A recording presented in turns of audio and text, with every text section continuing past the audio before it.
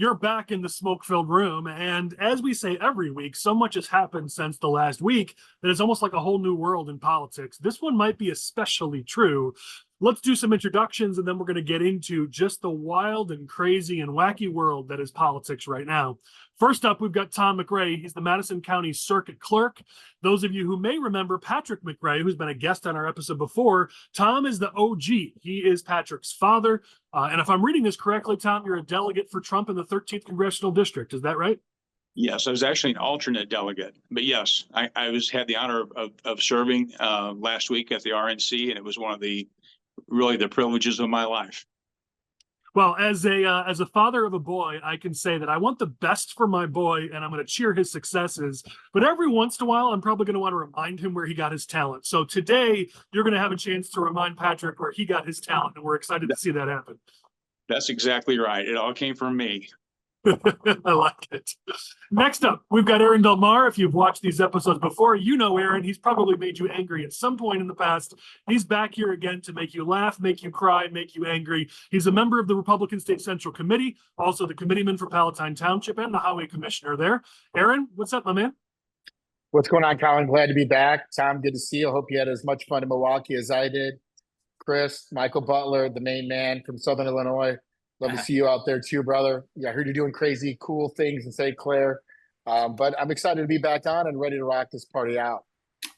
Nice. Right. We have a sixth guest who is running late, so I'll introduce him when he's able to join us. In the meantime, as was mentioned, we have the mayor of Butlerville, Michael Butler, down there in Southern Illinois, as our political expert for that region of the state. Michael, say hello to your adoring fans. Oh, yeah. Good to be here, as always. Looking forward to the discussion. We have the sometimes happy, usually ornery Chris Jackowiak. He is the defender of the old school and our Northern Illinois political expert. What's up, bud? One day I'll be just as popular as Butler is in my region as he is in his region, but today is not that day, Collin. Got a lot of work ahead of you. You gotta learn to bring the hip hop if you want to be that cool, man. Come on. I think my taste in rap music is probably superior to Butler's. All right, as I said, we'll introduce our sixth guest when we get a chance to do so. In the meantime, we got to get right into this because if you haven't been living under a rock, you are aware that suddenly the entire presidential race has changed. I guess I should start here, as a lot of people in our Discord are waiting for this. I was wrong. If you watched last week's episode, I was convinced it was too late. It just was too late. Democrats had missed their window to move on from Joe Biden. Well, here we are. They've moved on from Joe Biden. So I was incorrect in that. I will point out, however, that I have taken an inordinate amount of grief, both on these podcasts and elsewhere, for the last year, as I've been predicting that Joe Biden would be replaced on the ticket. Just in the last week did I say, it's too late. They gotta just dance with the guy who brung them. And of course, now they freaking do it. But I will point out that I have been saying it for a very long time. Chris, this reminds me of the Chicago mayoral race when you and I, for 2 months, said it would be Brandon Johnson. And then the last week, we wimped out and said, no, okay, maybe it won't be. And if we had just stuck to our guns, we would have looked brilliant. Same deal here. If I just freaking stuck to my guns, I would have looked brilliant. Now I look like an idiot. Either way. It is no longer Joe Biden as the presidential nominee for Democrats, Freudian slip. It is likely to be Kamala Harris. Obviously, there's some discussion over whether or not it will officially be Harris. I'm sure you guys want to talk about just that, the change that's been made. I would like to discuss what impact this will have on races in Illinois, but let's just stop. Let's talk about that next. First, let's just talk about the switcheroo. The entire race has changed. The political landscape has changed. I'm sure y'all got some thoughts. So whoever feels the most passionate, go ahead and kick us off. So, Collin, I was under the impression we were never going to bring up the Chicago mayoral election ever again. So I'm already upset that you did that. You made me ornery. I was going to try and be positive today, but now it's all your fault for bringing up Vallis's loss. In any case, this was a smart move for Democrats, moving from the worst possible choice that they could put at the top of the ticket to the second worst choice they could put at the top of the ticket. But still, it's maybe third worst behind Clinton. But I do take your point. I don't think Clinton was in the running anymore, frankly. But it was the right move for the Democrats to make this decision. I think the timing is pretty much perfect right after the convention. right after, the week, 2 weeks after, or I don't even know how many weeks it's been. We're dealing with time dilation at this point after Trump almost got assassinated. So this is the right time for them to do this. It gives them enough time between announcing and the convention to roll Harris out there. They're already up and running with, digital ads, dialing for dollars, because every time I go onto YouTube, I'm getting an ad for Kamala Harris because they know I'm a strong Democratic voter, and they think that, I'm going to donate my hard-earned 2 cents that I make at this company to the Harris for President campaign. Well, that's not going to happen, but they're already pushing hard. They're pushing hard for the money. This was the right decision for Democrats, and I'll have more thoughts later on regarding what this means, but I do believe this was the right decision. I think I do get their decision. I think the impact that it's going to have on our state of Illinois is really going to be significant. The first issue is that when you had the Trump Biden ticket, I saw a lot of races like the Tosia Paducas, the Desi Andersons, the Hannah Billingsley, the Gabby Shanahans that really were getting tipped towards our side of the aisle. Not because we had more Republican voters coming out, because the Democrats were self-destructing and self-suppressing a lot of their own votes that they were going to get from soft Democrats and independents. Now that with Kamala Harris on top of the ticket, I think there's a new reinvigoration by some of those moderates and independents that are going to start engaging more. So I think that does knock us down a few points that we were at when we had Joe Biden at the top of the ticket. So some of these areas that we thought we were going to see a little bit a bigger of a cushion for potential win, I think some of that has gone down. I think that's going to have an impact on Judge Joe McGraw's race against Eric Sorensen over in the 17th. I think those are going to shift some of the numbers there as well. So, and then again, I know we're going to talk about it later, but what happens if the big guy decides to run for VP? That's going to drive a lot of voters out in the state of Illinois too, to try to back their hometown guy. So I think this is a big impact on the state. I think also kind of what Chris is talking about, what happens? Kamala Harris is now being discussed. You know what's not being discussed? The attempted assassination on Donald Trump, right? 2 weeks ago, that took over the headlines. That was a big thing that was setting precedent across history. 85% of people forgot about it. Nobody's talking about the unity, the resilience that we had at the RNC convention that Tom and I attended, and how people were putting things aside, even our own Illinois delegation. I was sitting at a table not too far away from Mark Shaw, and there were no arrows being shot at me. Maybe that hatchet has not been completely buried, but nobody was engaging with arguing or fighting. And we were all on the same page as far as united behind our ticket with JD Vance. They sucked the oxygen out of the room, and I think it has repercussions across the state, at least in the short term, until they start role playing why Kamala Harris did not make it out of the first primary or caucus in 2020. But for right now, she's on her honeymoon, and I think we have an uphill climb. That honeymoon is what I want to key in on, and then we can get into you guys, I'm sure, have more thoughts, but you both kind of made a point here about timing. The reason why last week I said I think they had missed their window is I think the timing is just not great for them here. Yes, true, it does suck the oxygen out of the room after the Republican convention. That is absolutely true, but this is too early. That honeymoon is only going to last so long. With the convention coming up in a few weeks, the honeymoon's going to last from now probably another 4, 5, maybe 6 weeks. Then early voting starts and the honeymoon ends. I think if you were going to make this move, you either needed to make it earlier so that you could build a whole infrastructure around Harris, or do it later so that there wasn't enough time for the honeymoon to end. I think they've done it in exactly the wrong timing, where the honeymoon is going to end too early. And as a result, I think they're not going to see as much of a benefit at the ballot box as they could have received. And so I don't know if I agree that the timing here is ideal. I do think anytime you do this, it's going to suck all the oxygen out of the room. So certainly that's happened. But I think from a political standpoint, I don't know that the timing here was actually the ideal timing, because there's plenty of time now to vet Kamala Harris, and all the reasons why she didn't get the nomination the last time she ran, all the reasons why she had abysmal poll numbers for a very, very long time. There's going to be plenty of time between now and November for the Trump campaign and everybody else to remind voters just why Kamala Harris is not overly liked. There's plenty of time for that. But the thing they had is they had a gun against their head, right? They had a limited amount of time. If they wanted to forfeit Ohio, they could have kicked it out and tried to do it at an open convention in Chicago. But they've got 2 weeks in order to do their little Zoom call to, muffle and to turn a deaf ear to the actual primary voters of the United States who all went and voted for Joe Biden because they only had Which one choice. which we're going to talk about shortly too. But Tom, you were trying Yeah. to jump in. Oh, I was just going to say, I think I shared your view that it was probably too late and that they were going to be stuck with Joe Biden.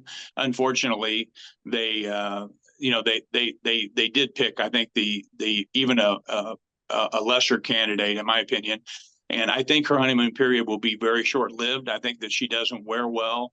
I think the timing was brilliant though, because it does take away our post convention bump that we typically enjoy for at least a couple more weeks. So they did accomplish that.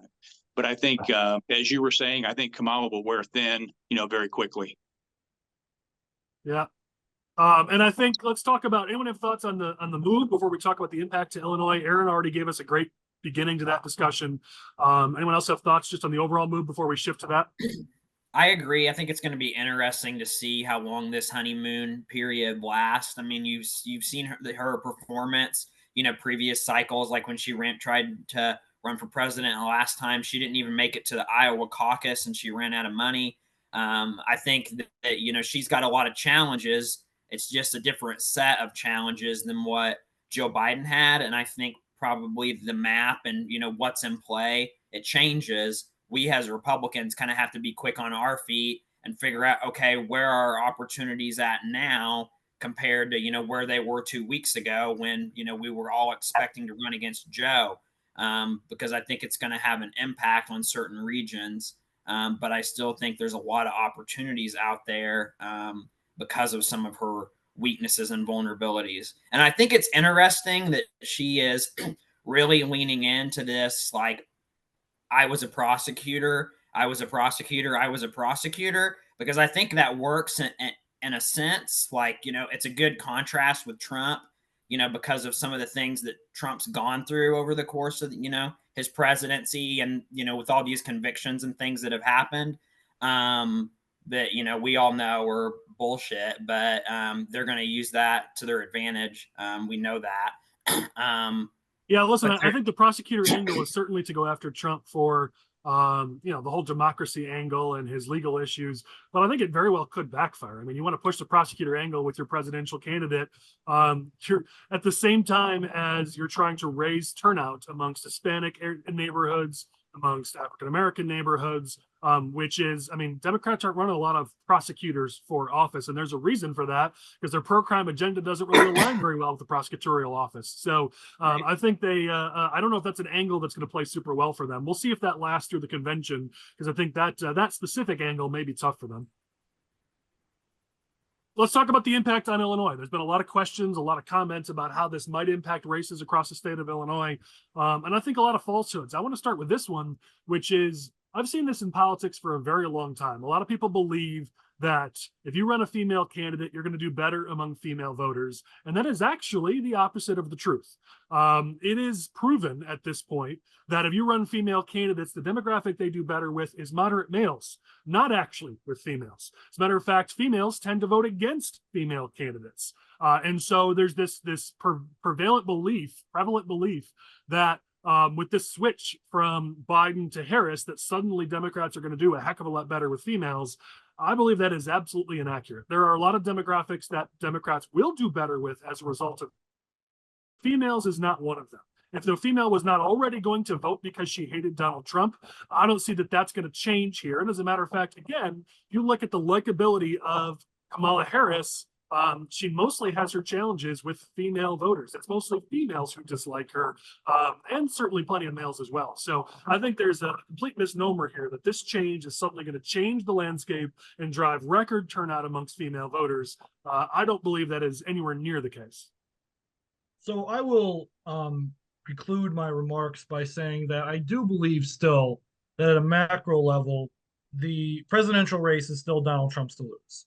I think, like I said in my initial remarks, we're going from the worst possible candidate for the Democrats to the second worst possible candidate.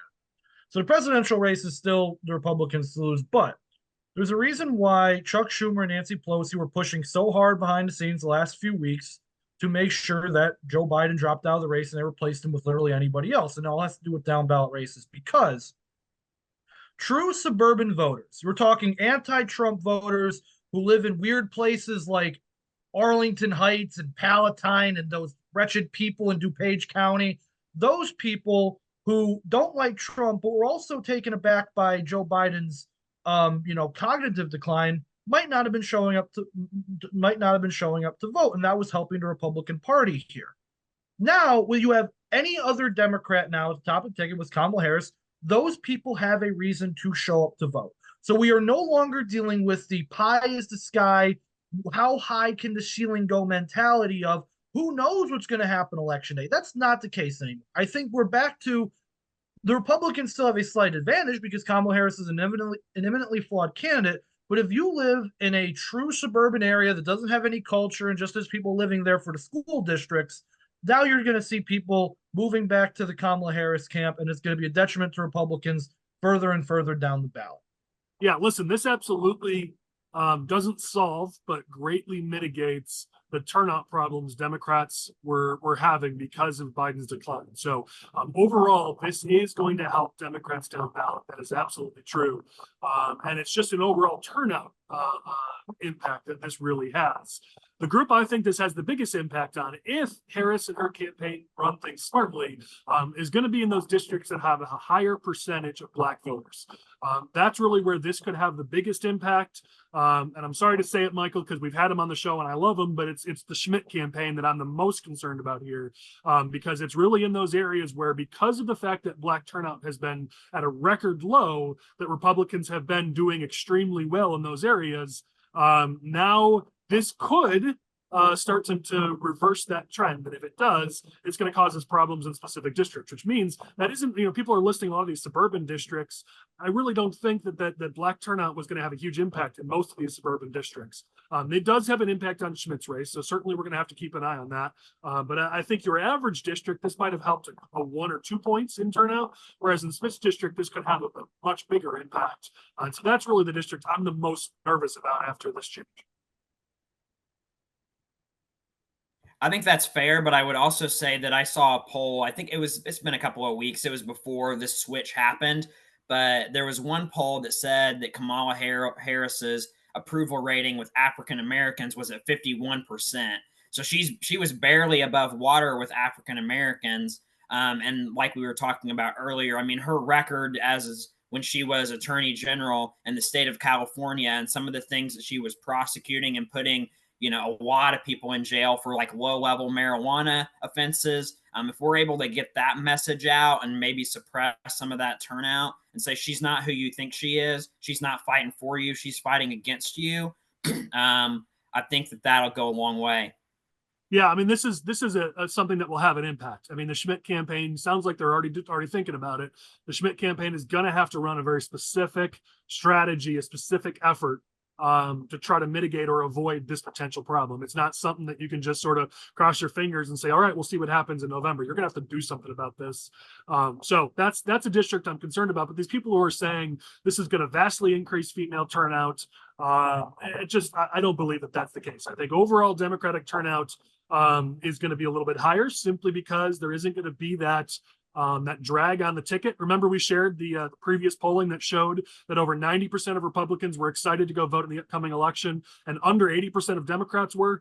That's where the gap is. That's the enthusiasm gap that Republicans were really leaning on to say that some of these suburban districts where we're, in a D6, D8 district, suddenly, hey, it's exciting. Maybe we can play here. Well, now after this, maybe not. We'll have to see. So that is the impact. But to say that suddenly you're going to see females show up in droves because they've got a female nominee, that's just not true. The last thing I'll say is this. They did move from a Democratic nominee who is at least a little bit more moderate to a Democratic nominee who is very progressive.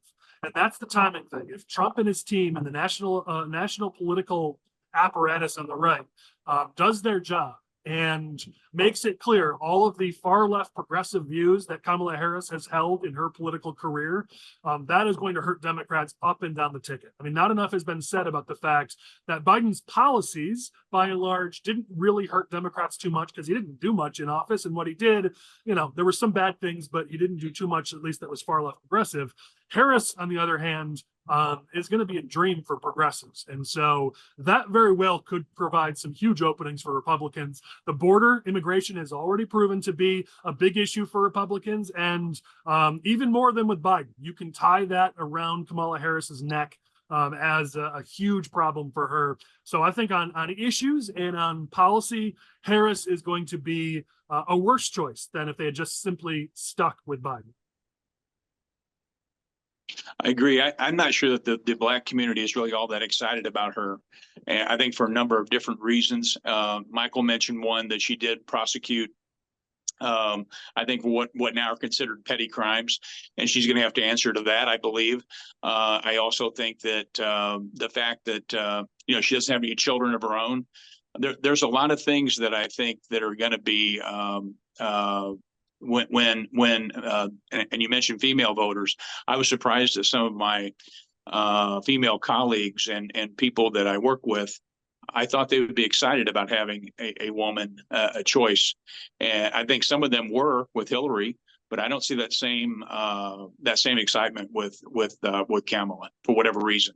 Yeah, listen, it's been documented in politics. It's the craziest thing, but we've seen it over and over and over at the local level, the national level, and everything in between, that it's female voters who tend to be the biggest struggle for female candidates. And I can tell you, for the last 4 years, if I think of the many people that I know who vocally dislike Harris, there are definitely some males in there, including one of my Facebook friends who takes it, I love him, but takes it way too far. But the vast majority of them are females. I hear from females more than anybody else how much they cannot stand Harris. The question will be, compared to how much they hate Trump, which one's going to win out? Yeah. But this is yet another situation of a race to the bottom where they're not going to be excited about either of the choices, and at which point they very well may just stay home. 2 years ago, females stayed home. Will they do it again? They very well may. I have an interesting anecdote for you guys. A lady that I work with, her mother watched the convention. Her mother's 95 years old and has never voted in her life. And she is going to register after watching the Republican convention. She was convinced that Trump really is the better choice. And she's going to register and vote now for the first time in her 95 years. Wow. That's I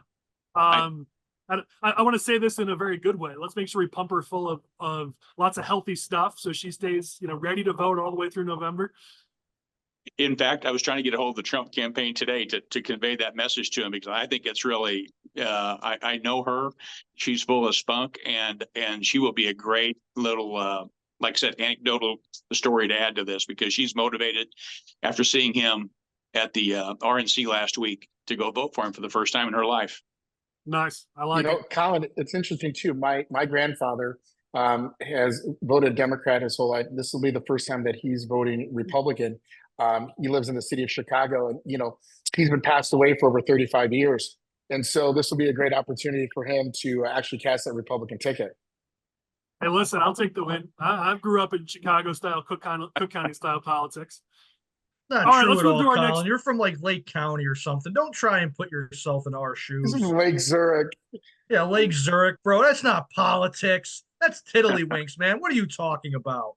Where did Lake Zurich come in? What are you talking about? Well, didn't you reside there? You went to Palatine High School, though. You went to the good school. I grew up in Palatine. I lived in Lake Zurich for like 15 minutes. Palatine's not Cook County style politics. I think even Aaron will admit that. Come on, Chris, man. Well, the first task I was ever given in politics was to dumpster dive in our opponent's dumpster to find any oppo I could find outside their campaign headquarters. Don't tell me I didn't grow up on Chicago style politics. Collin, let me ask you, just what was because the you're first from the South Side doesn't mean you've got a lock on Chicago style politics. Is that how low we're setting the bar here, folks?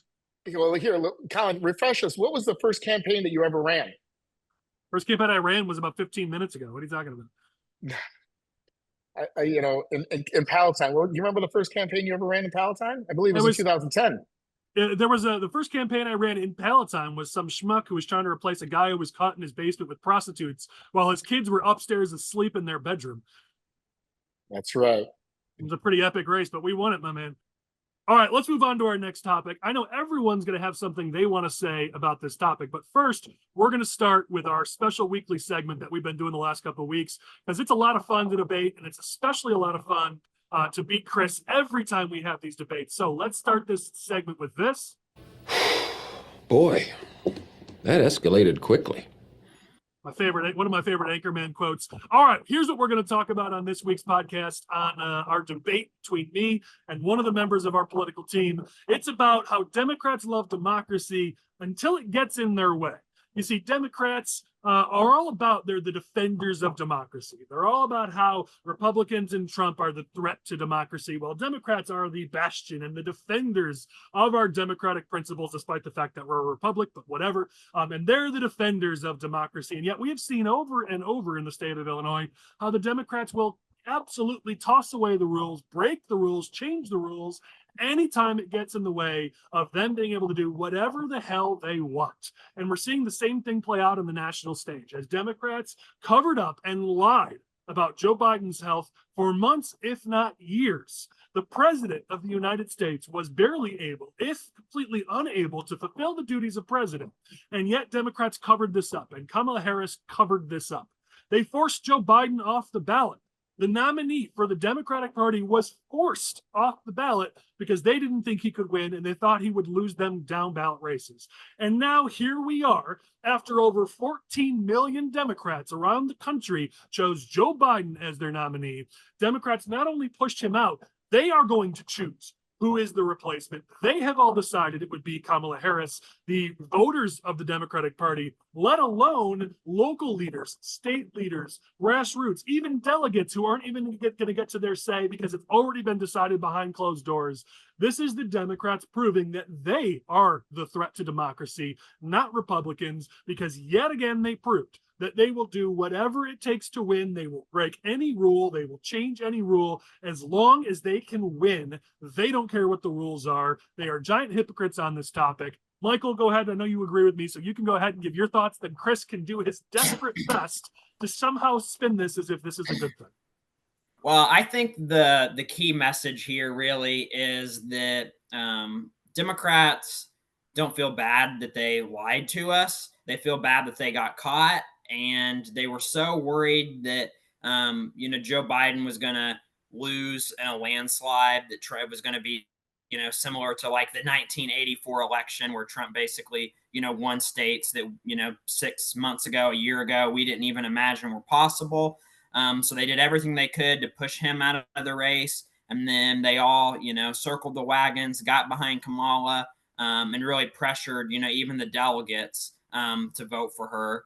Because I think that's going to get him somewhere. And I think it's incredibly ironic that J.B. Pritzker is out there, trying to get a sweetheart deal, and he wants to be the next vice president and all of this stuff whenever he went after our legislative candidates and tried to pass a law to change the rules halfway through the process to prohibit slating candidates because that was a backroom deal. Well, you want to talk about backroom deals? This is a backroom deal. They pick Kamala. The voters don't get a say whatsoever. And then J.B. Pritzker's there making phone calls and trying to figure out how he can get on that ticket himself.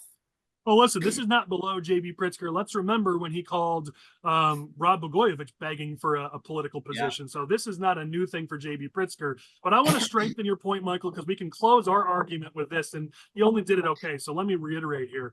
Let's make this point that we are in the throes of a lawsuit because Chris Welsh and Don Harmon and J.B. Pritzker think it's a bad thing that Republicans are slating candidates for office, that they should not be allowed to slate candidates for office behind closed doors. We are in court right now because those three individuals believe that it is anti-democratic, it is not transparent, it is not ethical for Republicans to be able to slate candidates in legislative seats in the state of Illinois, and yet they're at the exact same moment endorsing the exact same thing for president for Kamala Harris. Giant hypocrisy, and we'll close our point with that. All right, Chris, do your best, buddy. So, Collin, it's abundantly clear that everything you were talking about with Cook County style politics and how you believe in all that stuff is complete and utter nonsense because you can't look at this and respect the grind and respect the hustle and respect the play.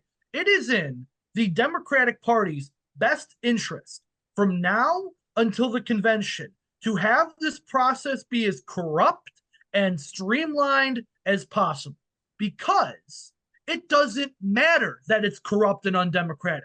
Because if you showed up, if you're one of the 14 million people who showed up to vote in the Democratic primary for Joe Biden, you're going to vote for whoever the Democratic nominee is anyway, because clearly you cared enough to show up and vote for the guy who had cognitive problems and was leading this country down the tubes. So it doesn't matter if your Democratic nominee is Kamala Harris or J.B. Pritzker or some random dog. You're going to vote for whoever the Democratic nominee is anyway, and those voters don't care that the process is going this way. In addition, if you're one of the people who show up to the Democratic primary and didn't vote for Joe Biden because you didn't like Joe Biden, then you already had questions about Joe Biden and the Democratic Party's nominee to begin with. So either A, you're more likely to vote for Kamala Harris now because it's not Joe Biden, or B, you weren't going to vote for either of them anyway, so it's a complete and utter wash. The third category of people is the moderates and independents who don't engage with the Democratic primary process, who didn't vote in the Democratic primary, who don't care if people's votes are being taken away out of the Democratic primary process. It is in the Democratic Party's best interest to be undemocratic, because if they adopted a democratic process going, small d democratic, of course, if they adopted a democratic process going into this, they would have party infighting, they would have riots in the streets, the convention would be a disaster, and it still may be a disaster, but the way they need to do this is such that they need to avoid any type of conflict, they need to avoid any type of subjectivity as to who the Democratic nominee for president is going to be. If the Republican Party were in the same position, they would need to do the same thing, Collin, and you would agree with me probably that we would need to do the same thing, because the Republican Party couldn't afford to be divided any more than it already is. So it is, I'm not saying it's a good thing, but for the Democratic Party, it is in their best interest to be undemocratic and corrupt, and the voters simply do not care. Strong point. Aaron, Tom, now you guys get a chance to come in and give your thoughts and possibly pick a winner. I think Chris is pretty emotional about this whole situation. You know, at the end of the day, Chris, we still live in Illinois. It's an uphill climb and a heavy lift for Trump to be able to win here. But I love the passion and the excitement that you're sharing with us today. I just worry about your blood pressure. You know, I can't let anything happen to you. No, I 100% agree. Everyone, the Democratic Party said that Donald Trump and the Republicans are the biggest threat to democracy in the last 4 decades. And now they've gone and they've turned a deaf ear to Democratic primary voters. Millions and millions of voters came out to vote for one candidate, and that was Joe Biden, because there were no real other choices. They voted for delegates, of course. But, you know, now when you have there should be an opportunity for other candidates to be able to put their name forward and put their hat in the ring. And they've done a great job of suffocating all these other candidates by either enticing them with some sort of gift or value or position, cabinet position or whatnot, or scaring them and saying, hey, if you come against us in this cycle, that we're going to make sure there's no opportunities for you. Whatever, if it's a stick or it's a carrot, whatever the case may be, they've done that. And now we're stuck with, you know, one choice. And, you know, I tell you what, though, from a Republican standpoint, it could have been a lot worse. I think we got up a little bit lucky, but I think the hypocrisy that has been presented to us is incredible. Yeah, I think I heard a statistic yesterday, and I'm not sure how accurate it is, but I believe that they quoted 42% of the Democrats who actively vote, that they can count on, will vote for any Democratic candidate. And so they don't have. I think with Republicans, there's a floor there too, but it's not that high. And I think it's. And so I think, sadly, they do have a base that's going to vote for anybody, and in this case for Kamala Harris. But the good thing is we have RFK in there to take away, perhaps in some of those swing states, to take away 3 or 4% of the vote. And I think he will hurt Democrats more than President Trump. And so I think that I'm still pretty optimistic, but. I think to the points that are being made that, yeah, there's a floor there that's going to vote for whoever the Democratic candidate is, and it's fairly high. I was wondering in those approval ratings, when you would see President Biden's approval ratings at 40%, who are those 40%? Who are those people? Because I just can't believe that there's that many people that think he was doing a good job. Oh, that's a fair point. I'll simply say this to Chris's point about how I would be in favor of this if the roles were flipped. The only difference is I wouldn't be hypocritical about it. And that is the thing I'm keying in on, Chris, is the hypocrisy of speaking out of one side of your mouth at the exact same time as you're speaking out of the other. That is my issue with it. If you're going to play politics, then embrace it and play politics. Stop pretending like you're above the fray. Stop pretending like you're better than us, Pritzker and the Democrats, that you guys are the defenders of democracy and we're so political, when it's the exact opposite. That's the truth. That is my problem with the whole situation. That's very true. I mean, yeah, Pritzker had the Save Katie Stewart law that he signed off on, and he's going to have a hard time explaining that if he would be the VP to say that they are the saviors of democracy, and yet he did just the opposite, and so that should come back to haunt him, hopefully. Yeah, I mean, if he's the choice, which we'll talk about very, very soon, but there's a lot I'm sure that can haunt him. Chris, give your final thoughts. I know you wanted to jump in. We'll go to the next topic after you're done. Yeah, my closing point here again is that nobody cares. Nobody cares. The only people who care are the people who are on this podcast or are Republican primary voters who are going to yell at the cloud and say, wow, imagine if the roles were reversed. Look at this hypocrisy. And no actual voter who's going to matter in the upcoming election is going to care. Well, the good news, as you said, is that the person who chooses the winner is a vote of one, and it's me. So look at that. I won again. It's so amazing how this always works. All right, let's keep moving. I'm going to have Lane bring up on screen and post a Facebook post from a friend of mine, John Geocaris, who's been on this podcast and is a friend of some of us. We all know him. He put up a pretty interesting post a few weeks ago that I was trying to get into one of these podcasts, but there was so much going on. We just were never able to get to it. I'm going to just read a few parts of it for those of us who are guests who aren't seeing this on screen. But what it said was, notice how the questions from the press the last 2 weeks, this post was made a few weeks ago, the last 2 weeks haven't been, can Biden even finish another 4-year term? The question is always, can he win in November?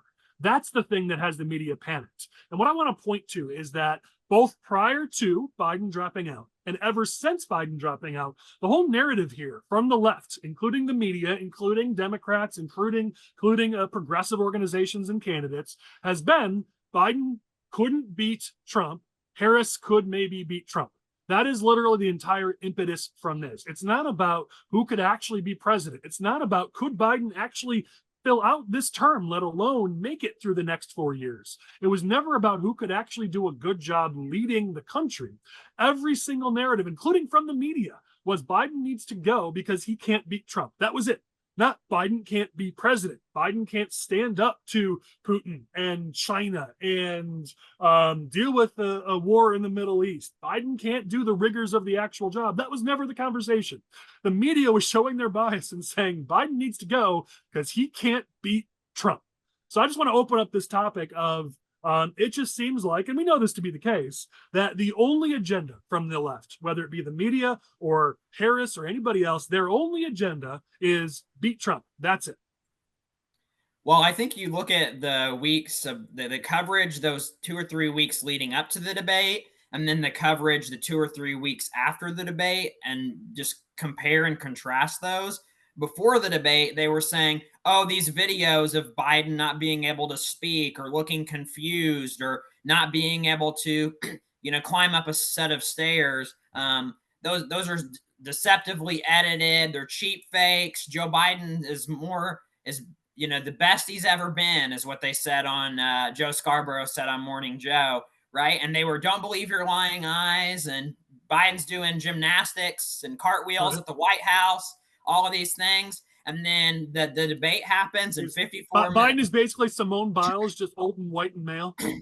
Yeah, exactly. So then you get to the debate, 54 million people see it, on their TV screens for an hour and 30 minutes of Joe Biden just flailing, not being able to put a sentence together, losing his train of thought. And then they go from that rhetoric before about how great he was to, 1 minute after that debate, it's sheer panic. He can't win. He can't do this. We need to get rid of him. And then it was just relentless ever since. And that just goes to show that the media, the fake news media, the mainstream media, their number one priority has always been make sure that Trump doesn't get back in the White House. And they're going to say whatever they think they need to say to get him back in there. And just to close out your point, I'll try to see if I can find the meme, and if I can, I'll pass it to Lane to bring it up in post. There was a meme about how, or a cartoon about how, man, it was really nice to have a real press for like 2 weeks, because basically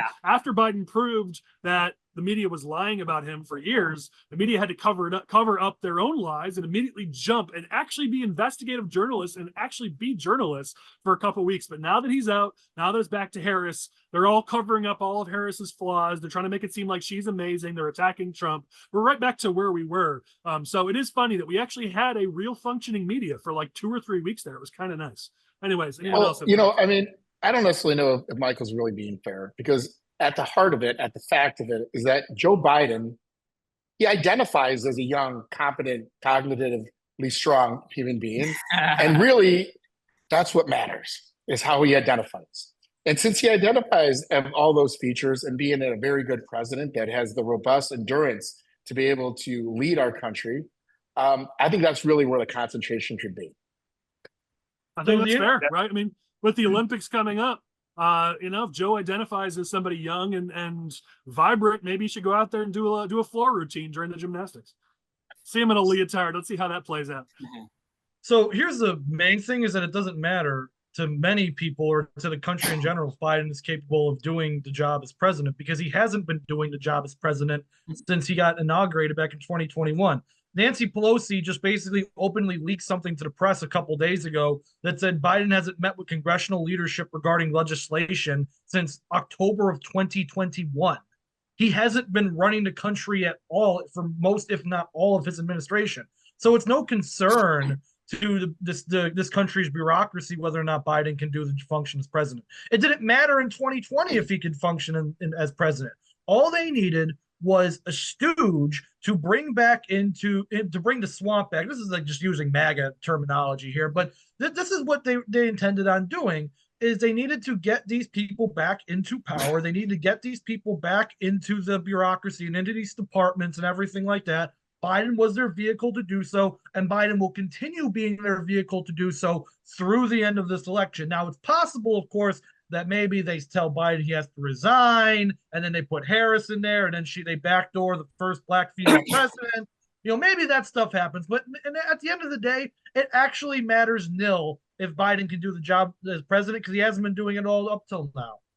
I just remember we conservatives and a lot of people have been, asking that question the entire Biden presidency, who's actually running this country? And then you would get called, oh, you're a conspiracy theorist, and you're just crazy. But obviously it's true. Chris, I'm so glad you brought that up, because I saw that quote too, and I scratched my head. Like, that was actually admitting the quiet part out loud, which I thought was pretty amazing. I mean, is anybody else here not going to miss the United States president and the White House version of Weekend at Bernie's #3? I mean, and this whole masking of how they're going to hide Joe Biden. He's got COVID this week. He's got COVID next week. He's going to campaign from the basement. At least that's now been released, and we can actually see behind the curtain. What I'm excited to see is how they are going to dress Kamala Harris up and create her narrative and create what's going to be her vision for the next 4 years, when she's got this anchor of the last 4 years of Joe Biden and being on that ticket. So then we as actual voters can compare and contrast what that's going to look like under either a Donald Trump presidency or under a Kamala Harris presidency. And I think as they start bringing out all this different oppo that she created, she self-created this oppo when she was the attorney general in California, and what she actually did, the destruction she did to the African-American community, and the way that she kept people in prison. And that starts to saturate, and they get more and more of that being played and really show her true colors. I think that is going to really be the deficit. And I think where they're excited now during this honeymoon is going to be their failure. And I think we're going to win some of those seats back as more of this comes out and they replay it of what she's really been about. Yeah, and listen, I'll point to a stat. This is from a poll about a month and a half, 2 months ago. I've been saving this just because there hasn't been a chance to really talk about it. But I want to give you these numbers. Again, they're older. I'll grant you that, but still relevant to this conversation. At that time, when you looked at which candidate support, Trump or Biden, came more from liking their candidate versus hating the other candidate, it was a complete flip. Of the Democratic votes, 54% were voting for Biden because they hated Trump. Only 26% were voting for Biden because they actually liked Biden. On the flip side, 52% of Republican votes were voting for Trump because they liked him. Only 33% were voting against Biden. The vast majority of the Democratic Party, including those votes that they've been counting on for this November, were voting because they hated Trump. I don't think this changes that at all. They don't hate Trump any more or less than they did with Biden at the top or with Harris at the top. At this point, their entire party is hate Donald Trump. That's it. That's the entire Democratic Party at this point, and that's their entire campaign. If they don't branch out from that, it wasn't going to be enough under Biden. I don't think it's going to be enough under Harris. Maybe this helps them down ballot. There's a valid position that this reduces some of the strain down ballot. But in terms of the presidential race, I really don't think this looks much different than it looked a couple weeks ago. This is definitely still Trump's to win, and I don't think it's particularly close. Now, you're going to see in the polls, we'll just predict this now, she's going to have a honeymoon, then they're going to have their convention, she'll give a speech, they'll rah-rah. So the next 4 to 5 weeks, the polls may look like they're close, and she might even take the lead. But in the last 2 months of the campaign, she will not be in the lead. She'll be nowhere in the lead, especially when it comes to debates. We saw when she ran for president the first time, she was not a particularly strong debater. We'll have to see how she pulls off in the next presidential debate when she actually has to stand toe-to-toe with Trump. But I don't see this honeymoon lasting beyond the end of August. All right, let's go to our next topic. Let's talk about Illinois. I know you guys have been itching to talk about this. I'll just open this up and then shut the heck up. Will J.B. Pritzker be Harris's VP choice? What do y'all think? I would say absolutely not. I don't think he's an attractive candidate. I mean, she has Illinois in the bag anyway, unfortunately for us. So in my opinion, I don't think he brings anything to the table. He doesn't bring her electoral votes. He's not an attractive candidate. He's not a self-made billionaire. He's a billionaire, but he's not a self-made billionaire. He inherited it all. And so I don't think he has a very good story to tell. The only thing attractive about him, I think, is his money. Yeah, I'd agree with Tom on that. Pritzker isn't bringing anything to the table right now. The only reason why they would go with J.B. Pritzker as their nominee is if they were that concerned about their fundraising capacity to go through the rest of the election. And honestly, because they've been peppering every Democratic voter with YouTube and Facebook ads the last few days, trying to get them to donate money to Harris's campaign, they've actually done pretty well fundraising the last few days. So unless they're concerned that fundraising isn't going to keep up from now until Election Day, and they need J.B. Pritzker's money to get them to the Election Day, then I don't think it's going to be him. I think they'll go with somebody more clean cut, your Coopers, your Bashirs, maybe even your Shapiros, but I don't think they'll go with Shapiro. It's going to be someone a little bit more clean cut who gets them more electorally. The plain generic white guy, that's who they're going to go with. Yeah, I don't think she picks him for all the reasons that they said. I mean, I don't think he adds anything to the ticket. I think there's other people out there that would help her a lot more than he would. And I also think that, if anybody's out there considering running for governor, I mean, this would be a good line of attack that, JB has just been totally detached from our state. He's not interested in governing. He was trying to get a job in Kamala's White House, whether it's, VP or a cabinet secretary position. Because when he ran for governor this last time, he said, no, I'm focused on Illinois. I'm staying right here, everybody. He said that during the debate with Darren. And Darren rightfully called him out on Facebook today for it. And that was a very good post. So we'll see, buddy. But I don't think you're going anywhere.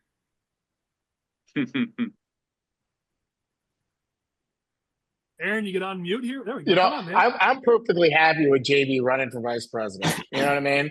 I mean, let's show the country, the rest of the country, all the problems that we've been dealing with here in Illinois, right? Everyone's always worried about COVID spreading. Well, I'm worried about Pritzker spreading, right? And so if he gets the nod, I don't think he's going to get the nod. I think that, he wants to get that visibility nationwide, but he's not. They're talking about Gavin Newsom. They're talking about Gretchen Whitfield. They're talking about Shapiro. They're talking about Brashears. They need somebody that's going to help them in the Rust Belt. Same reason that Donald Trump picked J.D. Vance. Somebody that kind of helps level out the ticket. I don't think anybody looks at J.B. Pritzker and says, hey, this is what we need in Michigan. This is what we want in Arizona, Nevada, Pennsylvania, or Wisconsin. So I think it's going to be a Shapiro. I think it's going to be a Brashears. And I think that we're going to find out in the next 2 or 3 days And they're going to coalesce around them. Again, not having an open Democratic forum to do it. They're just the smoke-filled room on the Democratic side is going to anoint and pick their own VP candidate, and that's what it's going to be. I think JB stays in Illinois, and I think he runs for U.S. Senate. Well, I mean, I disagree that he's running for Senate. However, I don't want to get lost on the on that rabbit trail. Listen, I think you guys are discounting what JB does bring to a potential ticket. The money is not insignificant. They are starting behind in the money race, not just in the presidential race, but at the DNC versus RNC level, at the state legislative conference level. They are in many ways behind the eight ball when it comes to fundraising. I think they're going to watch and see how their fundraising does over the next couple of days, and that will absolutely play into whether or not they go with the Pritzker choice, the Pritzker decision here. Because if he can give them a cash infusion, which they frankly desperately need right now, that's going to weigh heavily on their decision. That's number one. Number two, we're going to talk about this with our next topic, so I don't want to get us too off the rails just yet on this.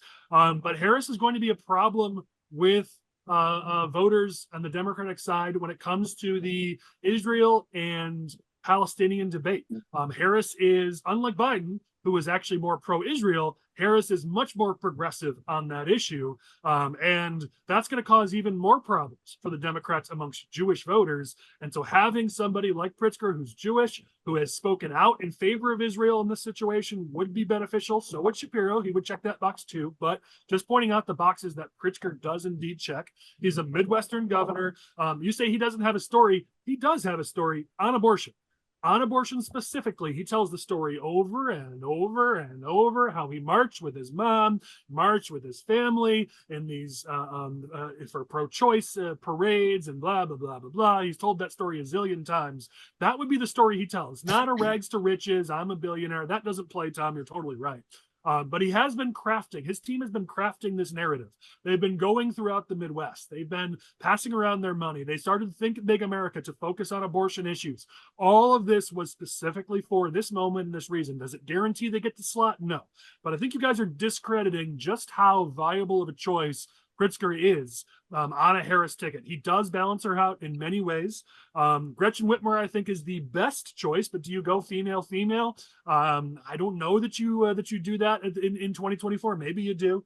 Then you got Shapiro left. I don't know that Bashir gives you much because you're going to win that state anyways. I don't know that this short lose list. that state anyway. What's that? State, right? You're Yeah. losing Kentucky. Kentucky. Yeah. Sorry. So I don't know what they bring. Whereas, Shapiro obviously helps you in Pennsylvania. Pritzker can help you in a number of Midwest states like Wisconsin, maybe Michigan, maybe Indiana, though that's a lost cause. I'm just saying he's a more attractive choice than you guys are giving him credit for. And I think he makes it to the final 2 or 3. Does he get it? It's always a crapshoot in politics. I'm on record saying I think he gets it, but at the very least, I think he's down to the final couple choices here. You know what? I got to disagree with you. I'm going to have to go agree with our friend from Madison County. I think Tom's right on this one. I think, Pritzker is unattractive, and I think he weighs the ticket down. You can take that in whichever way that you want. No pun intended. I think with Aaron, the pun is always intended, but well played. All right, let's go to our last topic here on federal stuff. Then we'll close out with some Illinois topics. I already kind of hinted at this a few minutes ago. Moving Harris into the top spot does further widen the divide in the Democratic Party. We have talked about this topic probably half a dozen times on previous SFRs. It ain't going away. You saw just this week with Bibi in DC giving a speech, and you saw Harris and Biden, they ghosted him, as our political team like to say. You saw just some of the horrible things that were done and said in DC during the protests with the vandalism during that speech and surrounding that speech. There is a divide in the Democratic Party between the pro and anti-Israel sects of that party. And let's be clear, it's not pro-Palestinian. It is pro-Israel or anti-Israel. That's how the breakdown comes in. And Harris falls on the anti-Israel side of that equation. This is going to further exacerbate the Democratic Party's problems with Jewish voters. If Republicans are smart, they're going to lean into this. But this is going to continue to grow into a bigger and bigger problem. And I'd imagine in Chicago, we're going to see massive problems here for Democrats. If they don't find some way to try to address this and approach this, I think this is a giant challenge and problem for Democrats now with Harris moving to the top of the ticket. Curious what you guys think. I think I think you're right. The disrespect that was shown to the Minister of Israel just yesterday was incredible. The Vice President Harris, shunned him, and I think attended a sorority event rather than greeting him. And so I don't think that will be lost on the Jewish community. And I do think at the RNC last week, though, that was highlighted. Trump's relationship with the Jewish community was I think something they brought. Was a theme that was intertwined within the speakers and the people that he had long-term relationships with. So I agree with you. That's going to be a big thing to overcome. And yes, Pritzker may be Jewish, but on the other hand, I really think it really is all about the headliner. At the end of the day, I think it's I think that will play in her position will outshine that, I believe. Yeah, Harris can't moderate her position prior to the DNC, because if she does, outside the DNC is going to be completely lit on fire. So she can't moderate her position. She's stuck in a trick bag here for sure. Yep. Well, and I think if she tries to do something like, okay, let me pick Pritzker or let me pick Shapiro because they're Jewish and that may help me. Well, I feel like people are going to perceive that as playing both sides, where you're out there as the presidential candidate with rhetoric that is not kind to Israel and what's going on there. And then you're like, oh, but I'm going to pick somebody to be my VP that's Jewish. And then everybody will just forgive me for all the things that I've said that's anti-Jew or anti-Semitic or anti-Israel. I mean, I don't think that works. So I think she's just stuck. She's definitely stuck. I mean, listen, what you just described is politics. And Chris would say that if he unmuted himself here, but I think that's just politics playing both sides. But she is definitely stuck here, that's for sure. Right. Any other thoughts on this before we move to Illinois topics? All right, we are limited time left, but we do got to talk about a few things in Illinois, not the least of which is this. It happened last week, but we just did not have time to cover this. The incendiary rhetoric has led to a lot of challenges in our politics. As you see the left continue to call Donald Trump a Nazi, an existential threat to this country, a dangerous choice for America, both Vance and Trump. They've said that about both of them in the last week. The rhetoric from the left continues to grow more and more incendiary, and it led to an environment where a deranged individual tried to take out Trump, and it seems like maybe was even going to try to take out Biden. It also led to, and this story was not reported too often, and it should have been, an Illinois State Representative, Jeff Kiker, in the 70th House District. There was an assassination threat against him. There was a guy who called in to his office, left a voicemail. I'm going to use his name because he deserves to be called out. Forrest Brandon, he's in jail right now. And he said, screw you Republicans. Hey, I might assassinate you. I may. Not saying I will, just saying I may. Well, the guy's being held in jail right now. He's going to be in court for this. He deserves to do so. And just a horrible situation, calling in an assassination attempt on a state legislator of all people.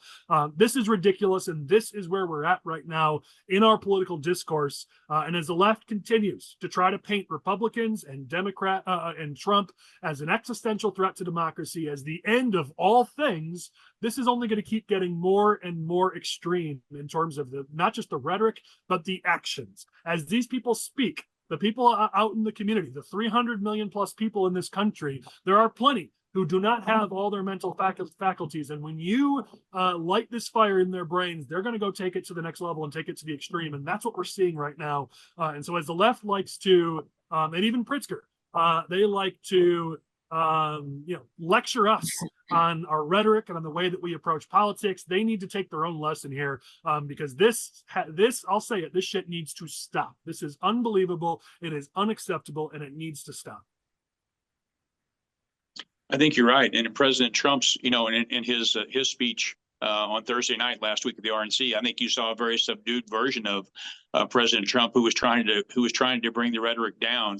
And I think that was not lost on people. The speech was very long, but I think for a lot of the folks who maybe just caught the first, half an hour, I think it was very, it was as a lot of people did. I think they tuned in, and maybe then tuned out. But I think he did a great job of really bringing down the rhetoric, and I think to his credit, he made a very conscious effort to do so. I was there in person along with Tom, and it was about an hour and 48 minutes of a speech that the former president gave. So it was a little long-winded. It was probably a little bit more than they thought they were going to have. He kind of, diverted here and there, and then kind of came back. But if somebody was interested, like I've mentioned before, in the vision of what the next 4 years will look like under a Trump administration, they could go and get the transcript of it. And he went into a very granular, micro, discussion of what that would be. And he talked about many different topics and how it would lift all ships, and how his positions and his policies would have a positive effect, not only on the economy, on immigration, and many other topics.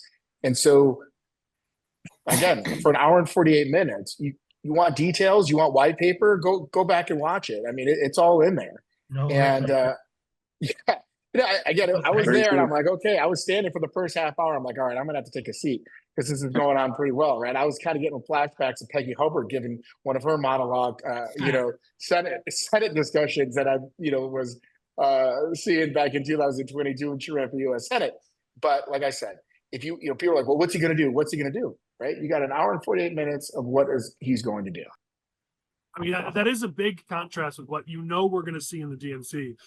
There's not going to be policy discussions at the DNC. It's going to be Trump evil, Republicans hate women, abortion, IVF, contraception. That's it. Those are the only things you're going to hear for 4 straight days. Whereas, Trump's speech was rambling, and other than the first 15 minutes, kind of brutal, to be honest. But you're right. I will grant you, he at least laid out his policy positions, which you're never going to hear out of Harris and the Democrats. So I'll grant you that point. Chris, you've been looking like you want to speak, and honestly, you kind of been asleep for the last 45 minutes. Give me something here, man. I mean, we started off with the assassination stuff. We kind of moved over to the RNC stuff, so I don't even know how to tackle this. I suppose what I could, in order to disagree with you, Collin, is that just for the sake of disagreeing with you, because I love to do that so much, we still don't actually know what the motivation was behind the assassination attempt behind Trump. So I think always relying on the political violence end of this and the incendiary nature of modern politics, while I would agree that, that certainly had a factor, I think, with, Representative Kiker's voicemail that was left on his machine. I don't know if we could still keep going back to the same well with the Trump assassination. I don't know if we're at that point. Well, thanks for participating. It's nice to see you woke up. We'll grant you that. I gave you the award for bringing the heat last week, and I feel like you're rewarding me this week with Sleepy Chris. Well, Collin, you're working me like a rented mule, so take it as a compliment that I'm working hard enough to where I can be tired. Hey, you get a 90-minute break from field efforts. Come on, man. You need to do this podcast. All right. Well, if you have missed it, and frankly, if you've been looking at national politics or state politics, you probably haven't seen anything about this. But Democrats have made it pretty clear what their focus is going to be in veto session this year. And if they don't get it done then, it's certainly going to be the top priority in 2025. And that's Karina's law. I'm not going to give too much detail on the law itself. We've talked about it a few times on this podcast going back in time. But essentially what the law would allow is it would allow for guns to be taken away from any accused abusers. And what a lot of people have a challenge about there is that there's no due process, that basically if somebody's accused of being an abuser, of having some form of domestic violence, then their guns can be taken away. And that's what the guns rights people are unhappy about. And this is going to be their top priority. There's been a big push over the last couple of weeks. You just saw it this week. There's been press conferences. There's been PR pushes. There was a study put out that showed the domestic violence deaths have risen by 110% over the last year. This is a concerted effort to make this an issue and to make sure that they can soften the ground to pass this bill down in Springfield. So guns are going to absolutely be in the crosshairs, if you will, in Springfield, down in session in Springfield. Curious if anybody's heard anything about this or has any thoughts. Even Pritzker is a little bit wary about this, and I'll talk about some of the reasons why in a second. Just curious if anybody has any thoughts at the surface level of how Democrats have made it pretty clear what their focus is going to be here. Well, I think if you're going to take firearms away from somebody, then it's imperative that there's some kind of due process aspect. I mean, it is a constitutional right. I understand that, we're in the state of Illinois and the Second Amendment is not very, not held in high regard by a lot of the people that, serve in Springfield, unfortunately. But it's like that quote where they say that in government, the United States Constitution is the most quoted document, but it's also the least read. And we'll see what they do. But I'd imagine, if they put some restrictions on this, like they're suggesting that there's going to be court challenges and that, the Illinois Supreme Court, or if it makes it all the way to the United States Supreme Court, they're going to have a say here. But obviously, is part of this trying to get Republicans on the bad side of this to help in November? I mean, we are vulnerable on this issue in suburban districts. If that was the case, though, why'd they start so late to really push this out and make a big push for it? That's what I don't understand. But we do have some key vulnerabilities on this issue. That's for sure. Yeah. That was what my point was going to be, Colin. Without delving into like the specifics of the law itself, my point was going to be, how good is it going to look for the Republican Party if they oppose this law? And it's like, and the Democrats can easily turn this around and says the Republican Party wants domestic abusers to have firearms. It's like, again, not getting into the law itself, but I can easily see the political ramifications for this coming. And you're asking why this is happening late, Colin. Well, there wasn't an election that mattered during the first session. Now we're coming up on November, and they can easily hold some Republicans accountable for opposing this law one way or another. There is no session. Veto sessions after the election is my point. Why didn't they make this an issue and make Republicans actually have to vote on it in May versus now bringing it up in July and going into August? That's what's just blowing my mind. It's veto's after the election this year? Yeah. Huh. Well, I guess I can easily say wrong, but perhaps with the narrative, they can push the narrative out to the press early. Maybe if the Republicans aren't smart, they're going to have their members speak up on this issue before veto session actually comes around. That would be the political strategy here. But again, maybe they're playing the long game, or maybe they're actually just trying to get legislation passed. There's no political bend to it, which is never the case. But that's the only thing I can think of here. Yeah, I mean, it's good politics. This is why I want to bring it up, because our audience, obviously being right of center influencers, you just need to be aware of this, that from a policy standpoint, there are serious problems with this bill, and they need to be discussed. Even Pritzker admits, from a policy perspective, there are serious problems with this bill. From a political perspective, however, Chris's point is a solid one, and Republicans need to be aware of it. That part of the reason Democrats will push this bill is that if Republicans oppose it, there's going to be a TV ad, there's going to be a mail piece that you want domestic abusers to have guns. That is absolutely going to be the case. So this is, again, possibly a situation of bad politics, bad policy, good politics, because even Pritzker admits. He had an interview this week, or I think it was last week, that we're just now talking about it and learned about this week, where he talked about how there's challenges. He said flat out that the state police and that our police forces do not have the manpower to enforce this bill. And by the way, this comes on the heel of something we've been wanting to talk about for 2 months and haven't. There was a Tribune article. There was also articles in the News Gazette. The Associated Press's John O'Connor ran an article about how over 80,000 people in the state of Illinois have been banned from owning guns, but still have those guns. That the police do not have the manpower to go in and take those firearms, even though their FOID cards have been revoked. And so we're in a situation where the state is not enforcing our current gun laws because they don't have the manpower to do so. Think about that. Over 80,000 people, as many as 84,000 people, the state doesn't know if those people who have been determined that they should not be allowed to have guns, and we know at some point they did have guns. This is a challenge. If you are somebody who is for gun control, or you believe that we should have a specific gun policy in this state, you should be screaming about this fact that tens of thousands of people who in your minds should not have guns currently have guns. That is a potential serious problem in this state. And now you're going to throw another law on top of that we can't enforce, that we don't have the manpower to enforce.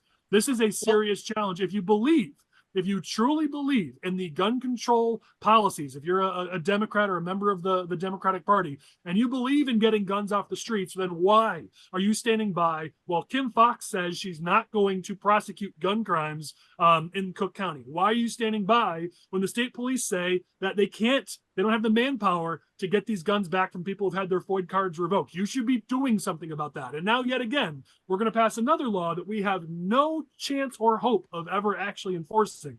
It's rhetoric from the left on guns without actually doing something about it. Colin, you want engagement from me? I'll give you some more engagement on this particular topic. I think it would be a very smart political maneuver for the Democrats to actually try and do something like that. like give more funding to police departments, the state police, in order to go out and get those firearms from people who are who are not allowed to have them anymore. And it would be great because I can guarantee you there's going to be about 4 or 5 goobers in the Republican Party who are going to say this is a bad idea because we don't want the state police kicking down our doors and we don't want to take our guns away, even if they're people who are not supposed to have them. I can easily see some people vote against this law down in Springfield. Some off top, some I'm not going to name right now, but I can easily see that happening. So it would be a very smart decision for the Democrats to do this, but they won't because they'd run into the same opposition from the left wing of their caucus who are going to say Kim Fox-esque things of we don't even want to prosecute these gun crimes. So they're in a mixed bag, but I do think if there's some moderate Democrats out here who watch our podcast, you know, it might be a politically advantageous maneuver to do something like that if you want to, you know, help the police out a little bit, but they'll never do that. Or if you're a moderate Republican in suburban areas, it might be something you look at to say, okay, fine, let's call you out, Democrats. Give me funding for our local police departments, and maybe we'll do something about this. I mean, there is an avenue here for sure to call out this hypocrisy. Maybe some bipartisan legislation, Collin. What do you think about that? That only happens in other states. That doesn't happen in Illinois. I don't know. You know, we could start the movement right now of bipartisanship on this issue with this podcast. One Republican who watches us, one Democrat, get together, get this bill, and give us credit. There you go. I think, you know, there's a strong difference between gun safety and gun control. And I think that if we as individuals, both on the Republican and Democratic side, could agree that we want to keep guns out of the hands of those that could potentially cause somebody significant harm, that are mentally unstable or have other issues. There's certainly, you know, other examples and best practices across the country that can do that. There should be a process where if somebody is being accused of being potentially a domestic violence on another person, that they need to have their firearms removed. But you also need to do it in a very small window where they're getting their due process to be heard, and it's not just false allegations coming from people that know a lot of people that have been accused. Anytime that you're in divorce, anytime that you're dealing with child custody,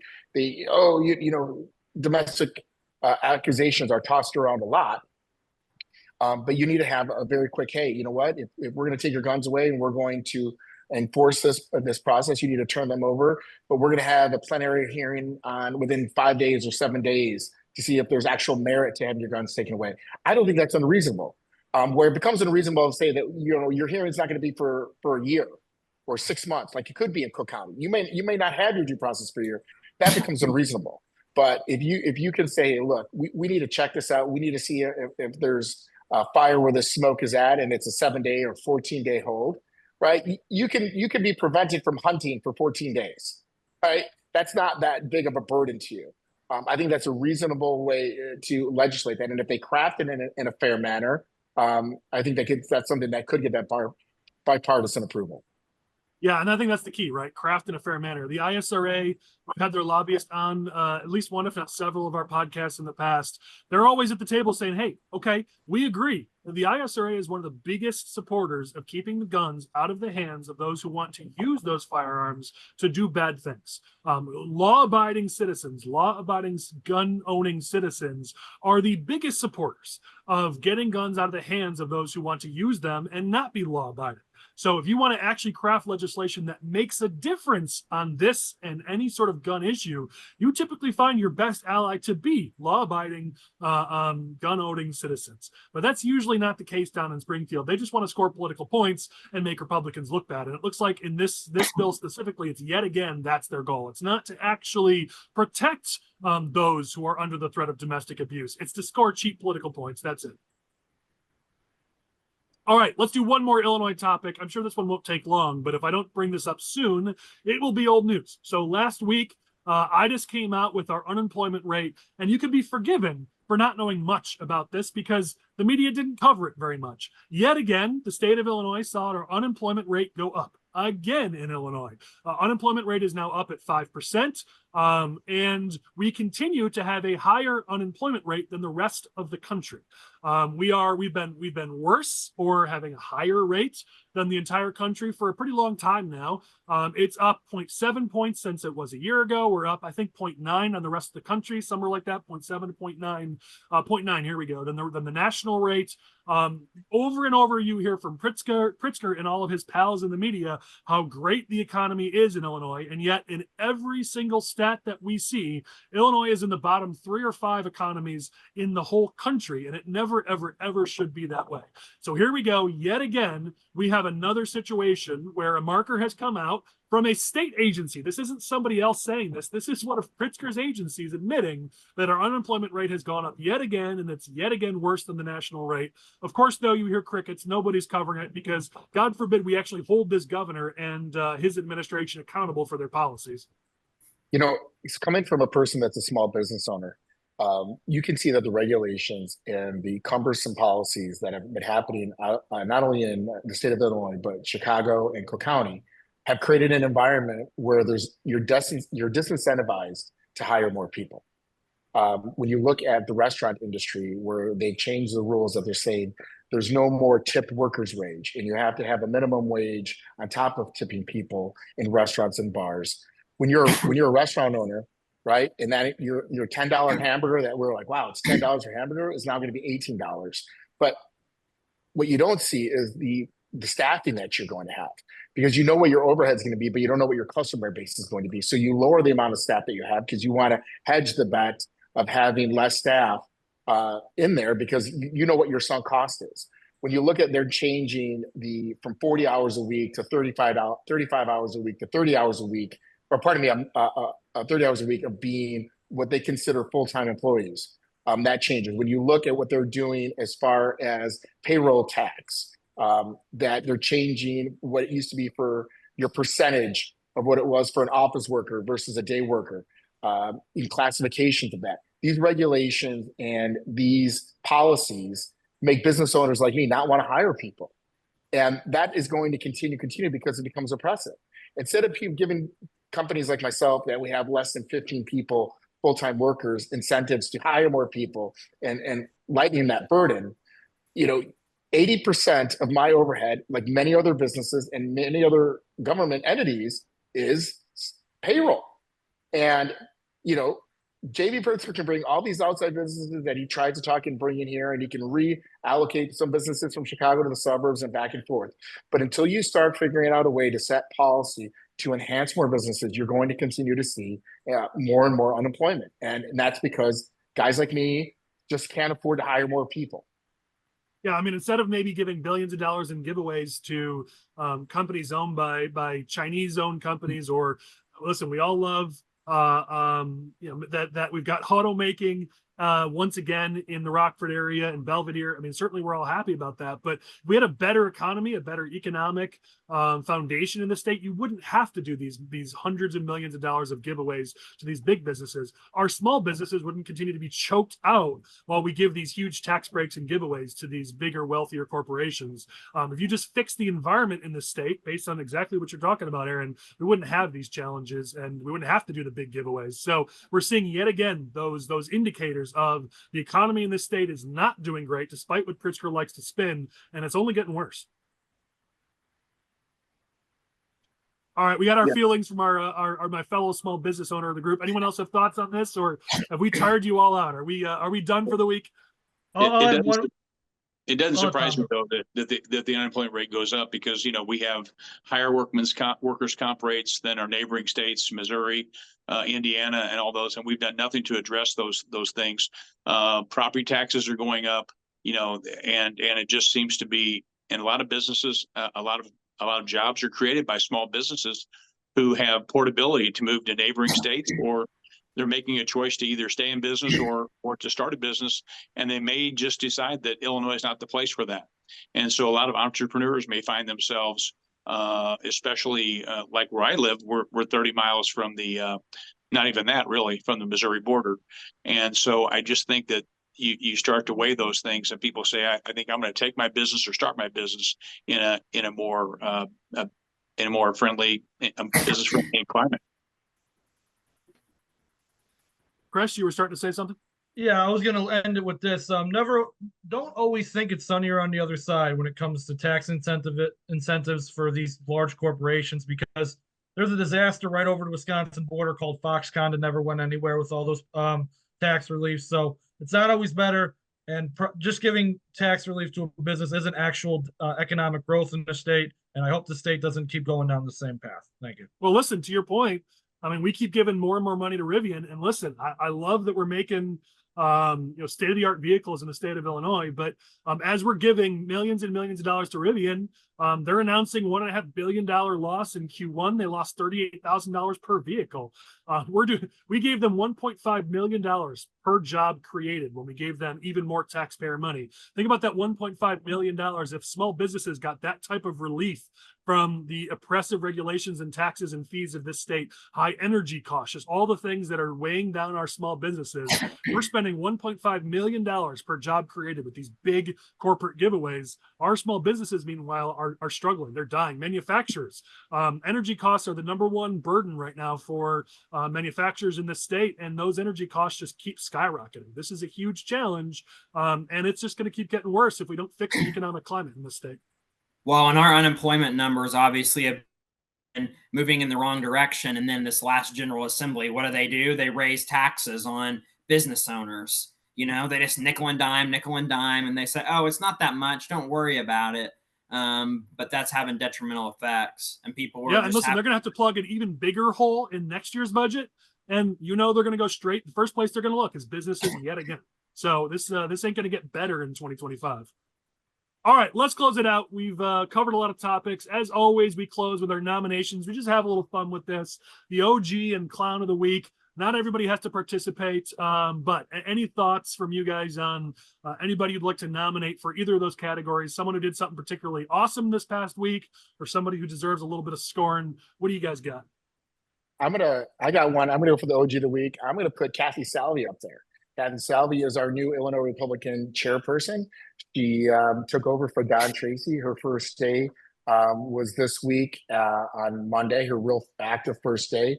I started seeing emails. I started seeing communications running for her step forward in a positive direction. So I'm going to go ahead and nominate Kathy Salvi, the new Illinois Republican state chairperson.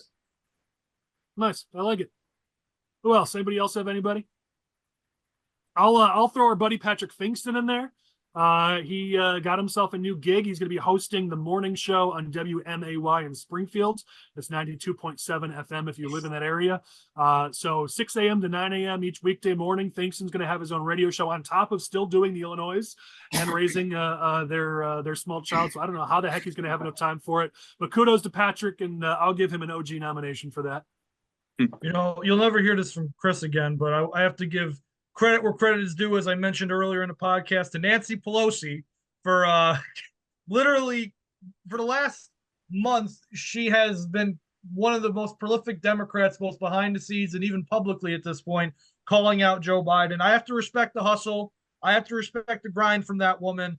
And, as a political operative, I got to respect the other political operatives. And when I see them do like competent things, and Pelosi certainly has done some the last month, but I know none of you will agree with that, and our listeners will probably think I've gone batty, but I got to give respect where it's due. They thought that a year ago, Chris. Don't worry, you haven't changed their opinion. I think if in that same light, we probably got to give the Clown of the Week to every Democrat and even member of the media who spent the last several years covering up for the fact that Joe Biden clearly has not been president, as we talked about, and has been incapable of doing the job. This is unacceptable to have covered this up. They all did it because they hate Donald Trump, but I don't care the reasoning. You've covered up the fact that the leader of the free world was incapable of actually leading the free world, and that deserves a Clown of the Week nomination for sure. I concur. All right. We had some fun. Let's close with this. We always let our guests all of our participants give their final thoughts on any topic they'd like for the week.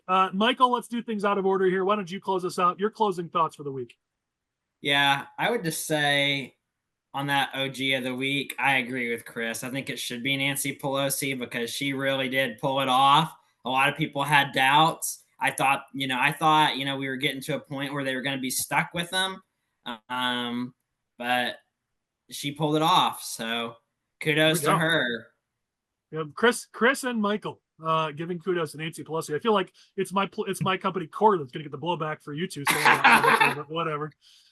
Chris, you've been pretty snoozy, so you definitely don't get the fire of the week here. So you give us your closing thoughts now. I just like giving you crap.